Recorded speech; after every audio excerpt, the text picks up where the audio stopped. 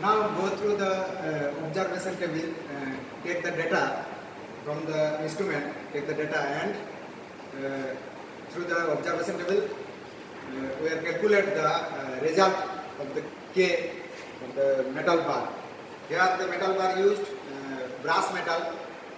Brass metal throughout the length, total length 450 mm length. The initial portion 100 mm, this is the heating portion.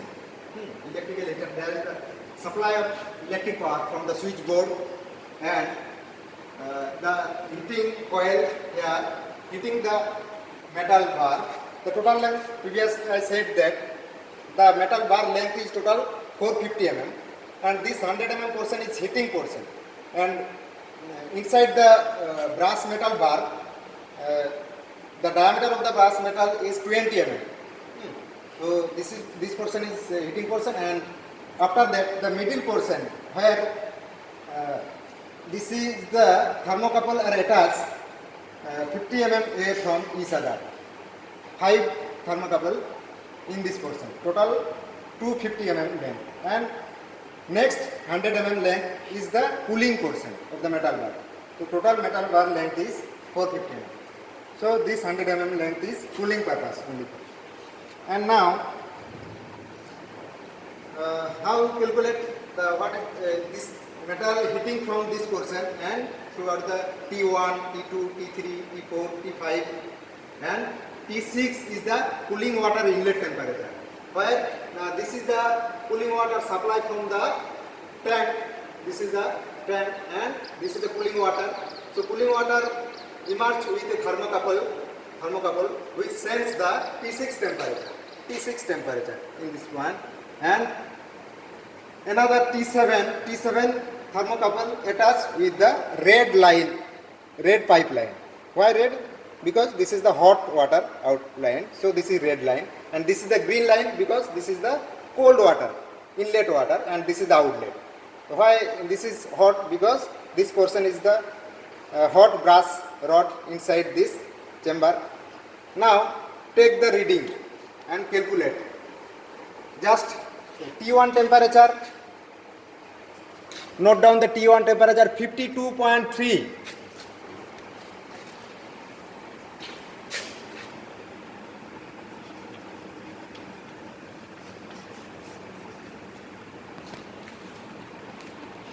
After that T2 temperature 47.5.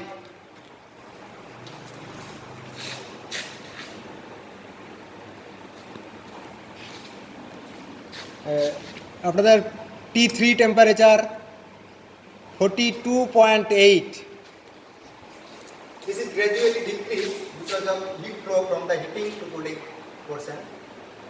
Okay. Next T4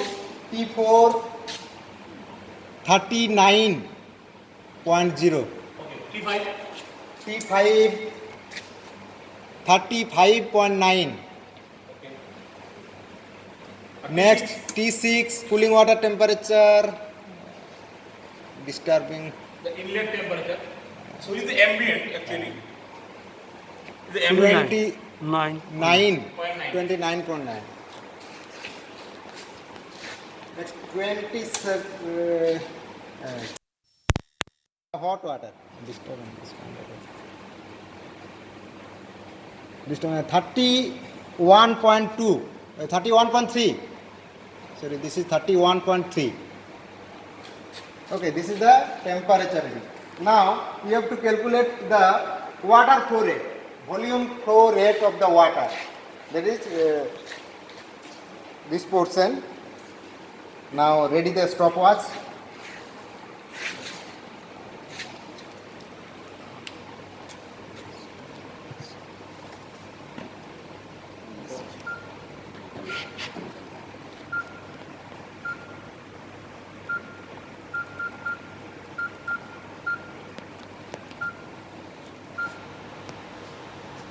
Now ready the stopwatch. Okay. This is the water flow line. This is now you have to measure the volume flow rate of the water.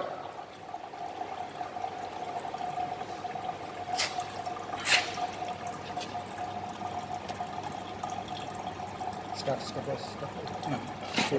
Now just empty the flask and ready. Start the stopwatch.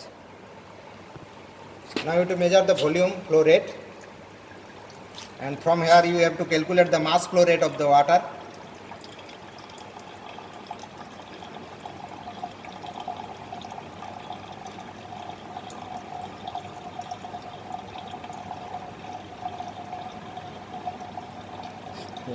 Click করো স্ক্রিনে এটা click করো না এখানে স্ক্রিনে হ্যাঁ বাস ফোকাসটা হলো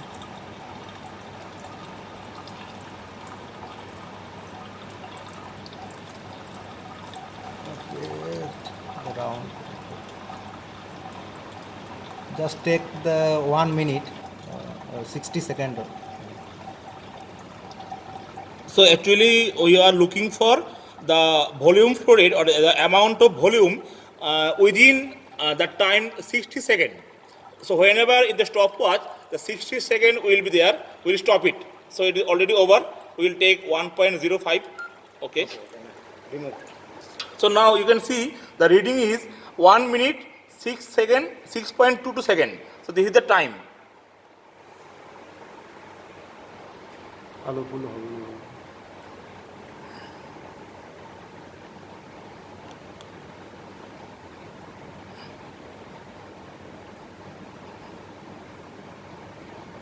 You can see. So this is the time. After that, note down in 1 minute how much or 60 seconds how much water is collected. Now note down the volume. Volume.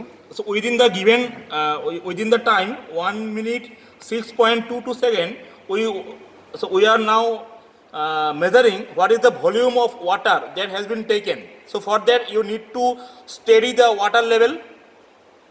So note down this is 100, 10, 20, 30, 40, 50, 60, 70 and 80. 180 ml. So 180 ml. ml or cc. Okay.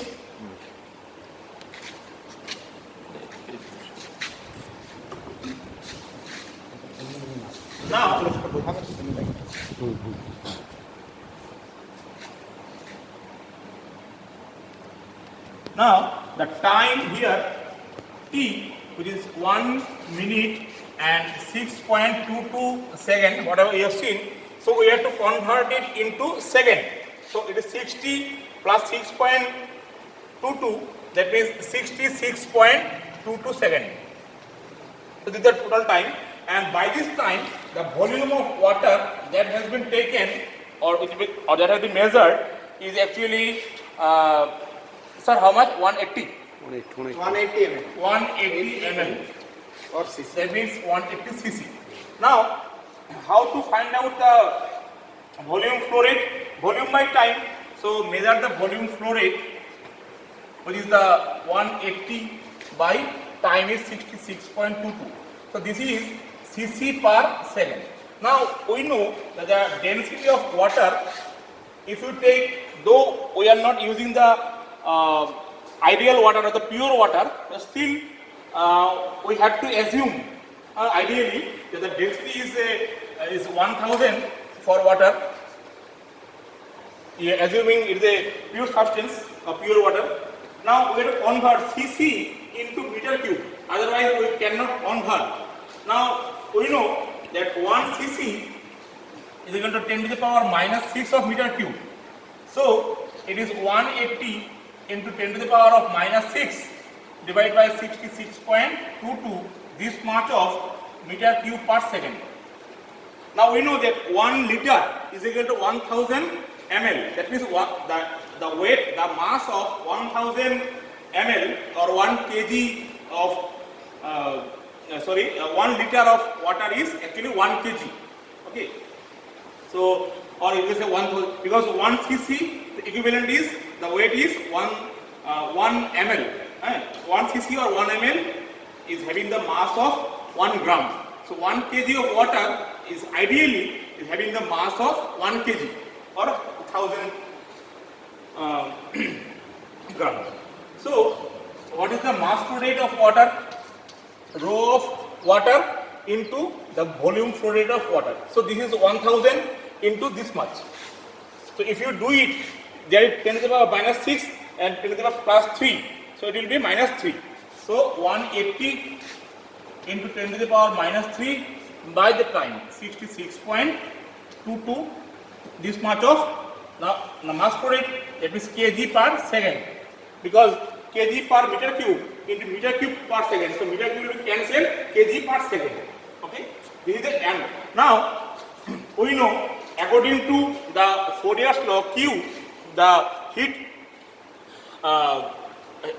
conducted by the rod is minus K, which we have to find out here. This is the main variable. The area here, since this is the rod and the heat is being transferred from this part to this part, so we have to take this area, which is pi by 4 d square. Okay, the face. Now, what is the diameter? As PM sir told you already, 20 mm diameter, that is 0.020 meter. So, put it, you can find the area. This is the cross-sectional area, pi by 4 d square. You can find it, pi by 4 d is in SI 0.020 square, this part of meter square. So, if you find this, if you put it here, now we have told you there is 4 sections, 1 to 2, 2 to 3, 3, 4 and 4, 5. So, we have to find K for each section. Now, the thing is that you have to understand one thing, since the rate of heat transfer is steady, so this is the metal rod, this part is 1, say 2, say 3, say 4, like 5. Now, whatever the heat is flowing like this, if it is Q, so this Q1 to 2 through this section is equal to Q23 in this section, equal to Q34, equal to Q45, because the same heat is being transferred and the same heat is given by Q, this Q. So, whatever is the total rate of heat transfer is same for 1, 2, 2, 3, 3, 4 and 4, 5. Now, first 1 to 2, same Q. What is the Q? Q, we can find either V into I, the voltage into current, but we are not going this way, because if you do V into I, you can see from here, if this portion is heated due to the input of electrical energy, this is open. So, if this is exposed to ambient, so there is a convective heat loss and there is a radiative heat loss. So, that convective heat loss and radiative heat loss is not taken here in the calculation. That's why if you take V into I, that will not give you the exact heat transfer that is through the metal. For that, since that heat loss is not possible to measure, that's why we have taken the water arrangement. And so we can right now for equilibrium, that Q is the amount of heat loss, this is the heat transferred by conduction by the metal as well as the heat loss by the water. And we know that heat loss is m dot of water into Cp into dt. Now, the heat loss by water, we already know m dot Cp of water into delta T rise of water. Now, this is how much? T7 minus T0. It is the exit temperature of water. It is the inlet temperature of water. The temperature of inlet water. So, that difference will give you T7 minus T6. You will get the experimental setup. Cp of water in the ideal case is 4.187 kilojoule per kg. So, if we want to make it in kilowatt, okay. If you want to make it in watt, you have to multiply 10 to the power 3 here instead of kilo. So, we can take 4187. So, MW dot we have already found out from here, that we have to put here Cp of water is 4187 joule per kg Kelvin, and this you already know. Now, the thing is that from there you can find something in watt, or you can also find in kilowatt also, no problem, your wish. Now, that same heat loss, heat taken, heat gained by water is actually the amount of heat conducted, the rate of heat conduction to the rod. So, for the section 1 to, it is K1 to A is same this one, into dt dx for the section 1, 2. Now what is the dt dx for 1, 2? Is the temperature gradient. Now if this minus sign is given here, so I can put it here. What is minus dt dx for 1 to 2? Now this is P1 minus P2 by the length of between 1 to 2. Now PM sir told you the total length is 450 and the net length of the heat transfer, effective length of heat transfer is 250 mm and there are 5 thermocouples. So the distance between each section 1 to 2, the length between 2 to 3, 3 to 4, 4 to 5 is 50 mm each. So this length is 50 mm, x1 x1. The upper length P1 we have noted down, P1 is 52.3 in Celsius, T2 is 47.5. So if you plot P1 and P2 here, these two are known, this entire length is also known, 50 mm. So instead of P1, put 52.3, instead of T2, put 47.5. So this is the temperature gradient. What is the unit? Degrees Celsius per mm. Now our unit is in watt, that means in SI unit. So you have to convert this mm into equivalent meter. So there will be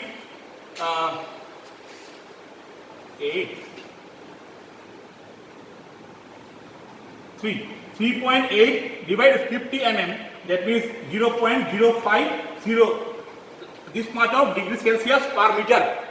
Now you can also say this is Kelvin per meter. Why? Because this is the temperature difference. This is the temperature. This is not the absolute temperature. Okay. So it is same in these two units. So all are known. You can find K12. Similarly, you can find K23, K10, K34, and K4 to 5. Now, what is the unit of K? Also, we have discussed this in our theory class. As the Q is K, A, and minus dt dx. The unit of the temperature gradient is degrees Celsius per meter or Kelvin per meter. The area is meter square. The unit of K is unknown. The unit of it is watt or in kilowatt. So we can say the unit of K is watt per meter degree Celsius or watt per meter Kelvin. Now if you solve it, the equation, you can find K1 to 2, say for example, so 107 watt per meter Kelvin. Say similarly K23, we have got 106 watt per meter Kelvin. Say K34, say you got say 102 point something watt per meter Kelvin. So similarly, we will get 4. K12, K23, 34 and 45. If you do the average, you will get the average thermal conductivity or average K of the Bragg material. Is it clear? Thank you.